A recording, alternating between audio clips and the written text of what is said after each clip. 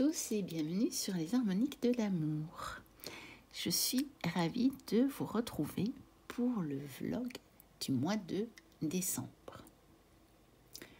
Comment passer le temps quand il neige en décembre? La pluie, les brumes, la neige et les frimas. Les rafales glaciales ont envahi les jours défeuillés. Les nuits interminables inondent d'une vague noire les chétives lueurs qui espèrent à l'aurore. Et je vous retrouve tout de suite pour la première séquence. Et je vous retrouve pour la légende du mois. Petit Méchangel et grand Méchangel. Il était une fois deux serviteurs de la sorcière du froid. Grand Méchangel, qui avait de grandes dents de glace, et son rejeton de fils, qu'on nommait Petit Méchangel. Le vieux était boucané d'expérience, le marmot aux canines avides, plus vantard qu'on ne pourrait le croire. À écouter ses rodomontades, on aurait pu croire qu'il n'existait plus habile et de plus fort que lui au monde. Un jour il dit « Mon père vieillit, il fait bien mal son travail, son cœur de glace mollit. Moi je suis jeune et puissant, je pourrais geler les hommes bien mieux qu'il ne le fait. » Alors Petit Méchangel sortit de la caverne de neige et se mit à chercher quelqu'un à geler. Sur la route, il vit venir à lui un seigneur pensu, dodu, affalé sur un chariot traîné par un gros cheval richement harnaché. Petit Méchangel regarda d'un œil torf le seigneur couvert de pelisse, de fourrure botté chaudement, et se mit à rire de son ricanement de glaçons entrechoqués. « Tu peux t'en mitoufler tant que tu voudras, tu ne m'échapperas pas. Mon vieux père, au front plissé, n'aurait peut-être pas pu te transir, mais moi je vais te geler promptement. » Et Petit Méchangel se précipita sur le seigneur pour lui souffler son haleine mortelle dans le cou, le pincer au bleu fou partout, s'immiscer sous ses fourrures le long de l'échine, lui tordant le nez, lui mordant les oreilles. Le seigneur, claquant des dents, ordonna au cocher d'accélérer l'allure.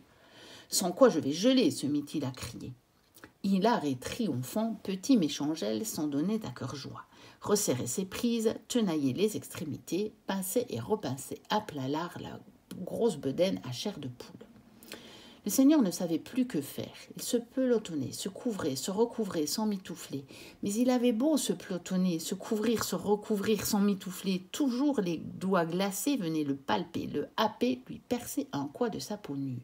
« Plus vite !» ne cessait-il de hurler, bleu de froid. Puis il cessa de crier. Il avait le gosier gelé, la glotte en stalactite. Et lorsqu'il arriva enfin au manoir, on le descendit plus raide et aussi inanimé qu'un bonhomme de neige.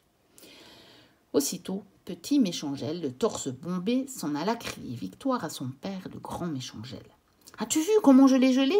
Comment j'ai traversé sa graisse et ses couvertures et pelisses, son manteau, ses flanelles et toutes ses épaisseurs de tricot de peau, ses bottes, ses culottes, ses bas et ses chaussettes ? Un si gros seigneur, si bien couvert, nul autre que moi n'aurait pu en venir à bout. » Grand Méchangel sourit et dit « Tu es, mon petiot, un bougre de vantard. Tu ferais mieux d'attendre avant de louer tes forces et ton audace. Il est vrai que tu as gelé cette grosse outre de seigneur, la belle affaire. Mais vois-tu ce paysan tout maigre avec sa pauvre côte trouée? Je le vois. Ce gueux va fagoter et couper du bois en forêt. Suis-le donc. Essaie de le geler. Si tu parviens, alors seulement je te reconnaîtrai comme le plus fort. »« Soit, répond Petit Méchangel, soit, je le ferai. » Il tourbillonna et courut sus au paysan. Arrivé près de lui, il l'attaqua sans attendre et se mit à le transir. Bondissant d'un côté et de l'autre, chopant les mollets, cinglant le dos, giflant le visage à toute volée.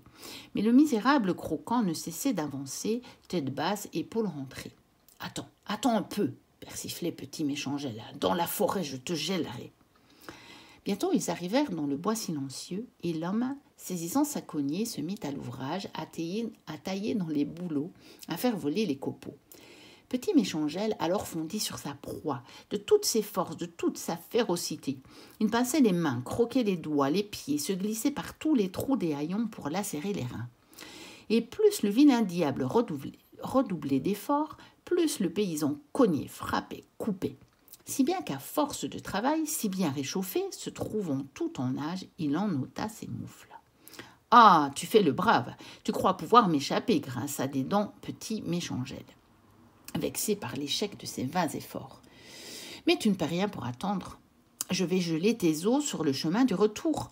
Rien ne vaut chaud et froid pour conduire à la tombe. » Et il se jeta sur les moufles trouées et sournoisement s'y enfuit.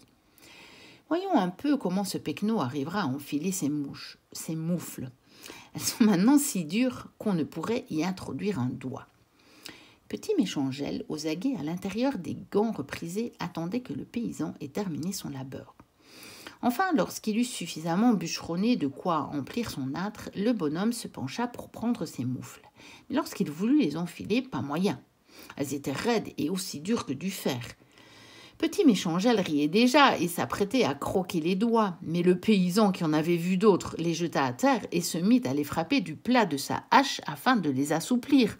Ha! Ha! À coups redoublés, il frappait, et Petit Méchangel de crier. Le paysan frappa si vigoureusement que Petit Méchangel, cabossé, ratatiné, assommé, sortit de sa cachette à peine vivant et s'en retourna chez lui en titubant, tandis que le paysan, chaudement ganté, sa charge sur le dos, rentrait à la cabane en sifflotant. Lorsque le grand Méchangel vit revenir son fils couvert de bleu, le nez saignant, il se mit à rire. « Mais dis-moi, puissant et terrible maître du gel, te voilà bien mal arrangé. Que t'est-il arrivé? Ce rusto m'a frotté les côtes, et comment? Tu le sauras dorénavant. On peut facilement vaincre les seigneurs fainéants, mais pas les paysans. Souviens-t'en. »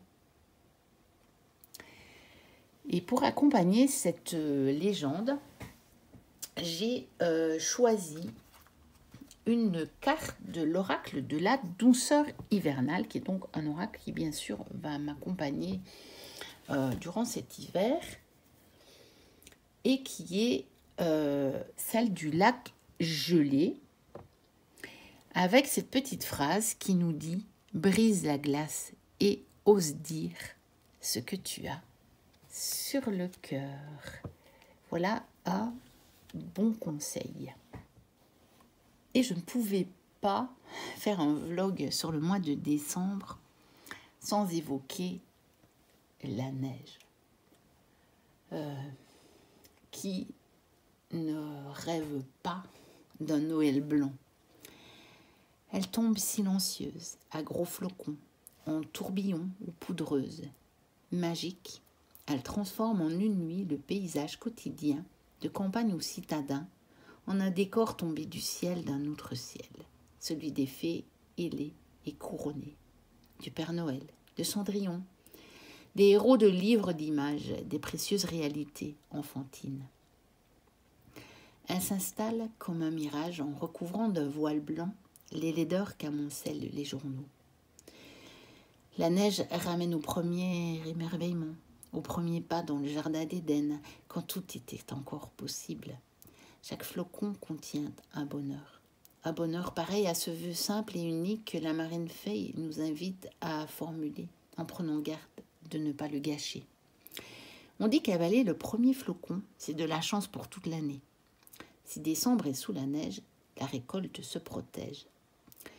La neige offre à la flore endormie, aux semences, une chaude et douce pelisse.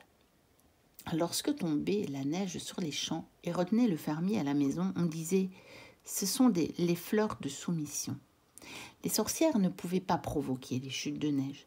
En revanche, si elles se transformaient en tempête, pour la conjurer, il fallait réciter « Neige, neige, les sauterelles sont dans la crèche, les oiseaux sont dans l'en-haut. Que demande à ton manteau? Que demain il fera chaud. Si l'on veut, on peut la faire tomber sur le hameau la nuit, allumer les fenêtres d'une auberge à l'enseigne du White Hart, envoyer par des chemins de bonnes gens, lanterne au poing à la messe de minuit, et sur la place du bourg, aligner une bande d'enfants entonnant de joyeux Christmas carols. Et on obtiendra le paysage parfait du calendrier de décembre. Et donc, dans l'oracle de la douceur hivernale à nouveau, j'ai bien entendu retrouver des cartes qui parlent de la neige. On a celle-ci, contempler la neige, donc profite du silence et ressent ce profond calme. Et c'est vrai que quand la neige tombe, moi j'ai toujours cette impression de bruits qui sont étouffés, tout est feutré comme ça. Et c'est vrai que ça donne un sentiment de calme et de sécurité quand on est à l'intérieur de la maison. Et puis, une deuxième qui parle de neige, pour un oracle sur l'hiver, c'est assez logique. La neige éternelle privilégie les climats favorables à ton épanouissement. Donc, encore une fois, ici, on se met à l'abri et on essaye de voir ce qui peut être favorable pour nous, pour notre bien-être, pour qui l'on est nous, et pas en fonction des autres. Et je pense que cette neige nous ramène aussi à cette notion de pureté. C'est vrai que le matin, quand on s'éveille et qu'il a neigé toute la nuit et que tout est blanc, ça nous donne vraiment cette impression que tout est devenu beaucoup plus pur. Et quand il a bien neigé, je trouve que même l'air a une autre odeur. Il a cette odeur de neige et qui nous rappelle, moi en tout cas personnellement, qui me rappelle l'enfance. Et justement, cette espèce d'innocence, cette espèce de pureté. Et on peut très bien profiter de ce mois de décembre, que l'on voit beaucoup la neige ou pas, on verra bien. Mais pour cultiver cette notion de calme, d'un espèce de silence intérieur et aussi de pureté dans nos pensées, d'essayer, si on pratique cette fameuse neutralité dont je vous ai parlé dans d'autres séquences, on va pouvoir plus facilement garder des pensées que j'appellerais pures, dans le sens où elles seront bienveillantes, ou à tout le moins neutres. Parce que de temps en temps, quand on vit des choses difficiles, notamment au niveau relationnel avec certaines personnes,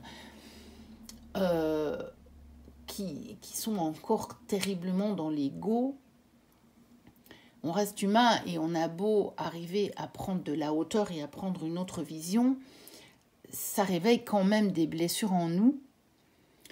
Et se dire qu'on va être capable de prendre ça avec beaucoup d'amour, c'est peut-être un peu difficile.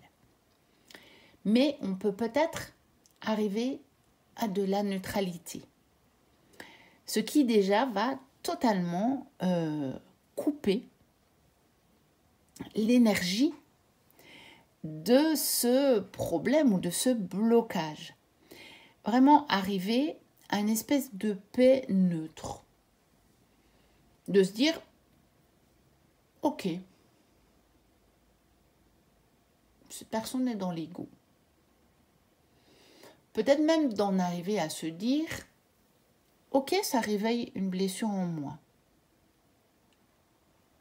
J'en suis consciente, ça me fait prendre conscience que ça réveille un peu une blessure en moi. Et pour le reste, on ne va pas plus loin. On arrive à rester là, dans cet état de neutralité. De pouvoir dire, ok, ça me blesse. Et on en reste là. Et de prendre conscience aussi que souvent l'autre ne le fait pas nécessairement intentionnellement. Ça peut arriver, bien sûr. Mais parfois, c'est quand l'autre ne le fait pas intentionnellement qu'on est le plus blessé. Ça, c'est quelque chose que j'ai remarqué. Quand vous sentez vraiment l'intention un petit peu malveillante de l'autre en face de vous, souvent, là, vous êtes capable de vous détacher parce que vous vous dites, mais il le fait exprès. Enfin, je veux dire, on voit qu'il veut blesser, on voit que l'autre veut blesser, que l'autre veut abaisser, humilier, etc. On peut s'en détacher parce que on dit ça lui appartient. Alors que parfois, si vous avez quelqu'un qui a une attitude qu'on ne peut pas non plus appeler bienveillante, mais peut-être pas intentionnellement, vous voyez, et où c'est peut-être pas personnel envers vous, mais où vous, ça va venir vous toucher.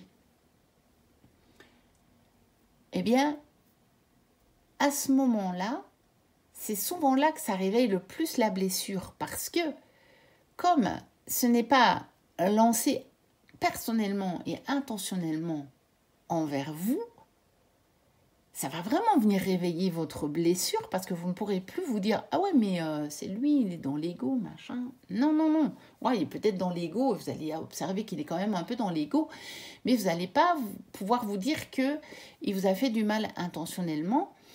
Et si ça vient réveiller une blessure, vous ne pourrez que en prendre votre propre responsabilité. Et à ce moment-là, essayez de rester dans la neutralité, justement de ne pas en vouloir à l'autre en vous disant mais en fait il n'a pas d'intention. C'est moi que ça blesse. Alors que peut-être une autre personne à côté de vous ne serait pas blessée par les mêmes paroles. Vous voyez, tout dépend des blessures qu'on a. Moi je l'observe très fort avec ma fille. Elle est blessée par des choses qui ne me touchent absolument pas. Et moi, je suis touchée par des choses qui ne la touchent absolument pas. On n'a pas les mêmes blessures. Et donc, profitons de cet esprit de décembre avec l'esprit de Noël qui s'annonce, bien entendu, à la fin du mois, pour essayer d'être le plus dans la neutralité et dans la bienveillance. C'est une proposition, bien entendu, vous faites ce que vous voulez, et puis surtout, vous faites ce que vous pouvez, hein, parce que parfois, on voudrait bien y arriver, et puis on n'y arrive pas. Et c'est très bien comme ça, aimez-vous tel que vous êtes, aimez-vous, vous êtes déjà le divin, faisant une expérience humaine. Il n'y a rien de plus à connaître. Simplement, il y a à en prendre de plus en plus conscience. Et donc, bien entendu, cette bienveillance dont je vous parle, et cette pureté de pensée dont je vous parle, elle commence envers vous. Si Dickens n'en avait pas rêvé, peut-être que décembre n'aurait pas été un mois aussi enchanté. Comme le rappelle Bidault de Lille, on attachait très peu d'importance à décembre dans l'Antiquité. Il ne commençait pas l'année, il ne la finissait pas non plus. Ce n'était que le 10e mois, non le 12e comme maintenant, l'année finissant alors avec février. Même lorsque fut modifié le calendrier et qu'il put enfin se vanter d'être le der des der, il conserva cependant son nom de December, le 10e, ce qui ne signifiait plus rien d'exact. Il y eut bien de temps en temps quelques vagues tentatives pour le valoriser d'un nom moins insignifiant, mais on eut beau faire, décembre resta décembre. Et ce mois ne jouerait guère à la vérité d'une quelconque considération d'aucune aura légendaire s'il n'enclavait point les fêtes du solstice, le retour de la lumière. Noël. Et nous voici donc arrivés à la fin de ce vlog et j'en profite pour vous dire que, eh bien, fin du mois, à l'occasion de Noël, il y aura bien sûr un vlog ou deux spécial Noël et fête de fin d'année. N'hésitez pas à liker, à commenter, à vous abonner si ce n'est déjà fait. Et si le cœur vous en dit, moi je vous dis à très bientôt pour de prochaines vidéos. Et d'ici là, portez-vous bien. Bye bye.